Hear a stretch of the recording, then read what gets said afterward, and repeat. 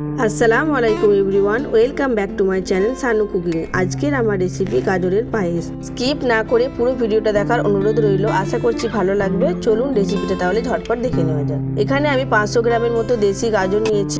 গাজরগুলো খুব ভালোভাবে আমি ছিলে ধুয়ে নিয়েছি। এবার গাজরগুলো আমি একটা গ্রেটার দিয়ে গ্রেট করে নেব।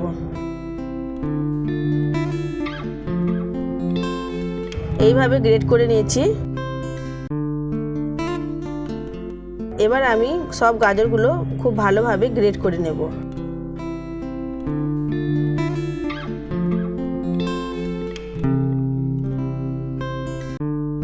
এবার আমি হাফ কাপের মতো বাসমতি চাল এখানে পানি দিয়ে ভিজিয়ে রাখবো। আপনারা বাসমতি চালের পরিবর্তে গোবিন্দভোগ চালও নিতে পারেন।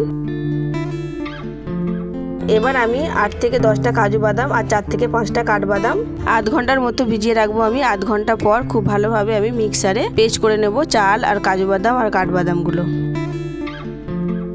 পেস্ট করা হয়ে গেছে। দেখুন, খুব কিন্তু মিহি করে আমি পেস্ট করিনি, একদম একটু দানা দানা রয়ে গেছে চালটা, ঠিক সেরকমভাবে পেস্ট করে নিয়েছি। এবার গ্যাসে একটা কড়াই বসিয়ে দিলাম আমি, দিয়ে 1 চামচের মতো এখানে ঘি দিয়ে দিলাম। দিয়ে আমি আরও কিছু বাদাম কুচি কুচি করে নিয়েছিলাম, দেখুন এরকম লম্বা লম্বা করে। এর অর্ধেকটা আমি ঘিয়েতে ভেজে নেব আর অর্ধেকটা রেখে দেব সার্ভ করার জন্য। হালকা করে ভেজে নিতে হবে, খুব বেশি ভাজার দরকার নেই।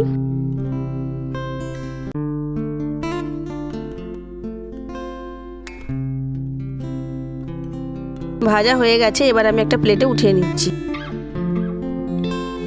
ওই কড়াইয়ে আবারও 1 চামচ আমি ঘি দিয়ে দিলাম, দিয়ে গ্রেট করা গাজরগুলো দিয়ে দিলাম। দিয়ে খুব ভালোভাবে গাজরটা আমি একটু ঘিয়ের সঙ্গে ভেজে নিচ্ছি। বন্ধুরা, গাজরের হালুয়া তো আমরা প্রায় বানিয়েই থাকি, কিন্তু গাজরের পায়েসটাও একবার বানিয়ে দেখবেন, আশা করছি খুবই ভালো লাগবে। যদি ভালো লাগে প্লিজ লাইক, কমেন্ট, শেয়ার আর সাবস্ক্রাইব করে আমার পাশেই থাকবেন। আর যদি কেউ নতুন বন্ধু হয়ে থাকেন তাহলে প্লিজ আমার চ্যানেলটা সাবস্ক্রাইব করে আমার পাশে থাকবেন। আর আমার পুরনো বন্ধুদেরকে আমার সঙ্গে থাকার জন্য অসংখ্য অসংখ্য ধন্যবাদ। খুব ভালোভাবে ঘিয়ের সঙ্গে ভেজে নিয়েছি আমি গাজরগুলো।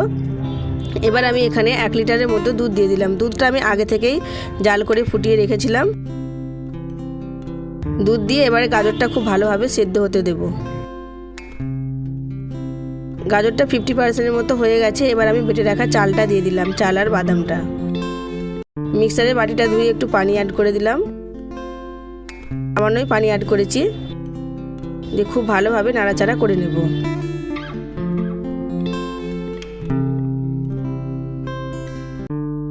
এবার 5 থেকে 10 মিনিট ফুটে ওঠার পর আমি এখানে 7 চামচের মতো চিনি দিয়ে দিলাম। চিনিটা আমার আর একটু লাগবে, আমি এরপরে আবারও চিনিটা অ্যাড করব। এখন এইটাই দিয়ে একটু ফুটতে দিলাম। খুব ভালোভাবে সবসময় নাড়াচাড়া করতে হবে, না হলে কিন্তু নিচে বসে যাবে। খুবই সহজ একটা রেসিপি বন্ধুরা, আপনারা বাড়িতে অবশ্যই ট্রাই করবেন। খেতে দুর্দান্ত হয়েছিল। এইভাবে অনবরত নাড়াচাড়া করে যেতে হবে। এবার আমি ভেজে রাখা বাদামগুলো অ্যাড করে দিলাম।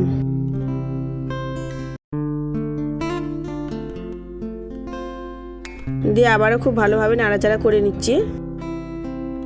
দেখুন, চিনিটা আমার কম হয়েছিল বলে আমি আবারও 6 চামচ চিনি অ্যাড করে দিলাম। আপনারা মিষ্টিটা আপনাদের স্বাদ অনুযায়ী দেবেন, যেই পরিমাণে আপনারা তৈরি করবেন সেই পরিমাণেই দেবেন।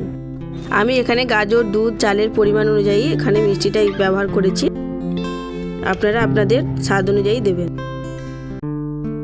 খুব ভালোভাবে নাড়াচাড়া করে সব কিছু উপকরণ খুব ভালোভাবে সেদ্ধ হয়ে গেলে দেখুন ফুটে উঠেছে, একদম মাখা মাখা হয়ে গেছে।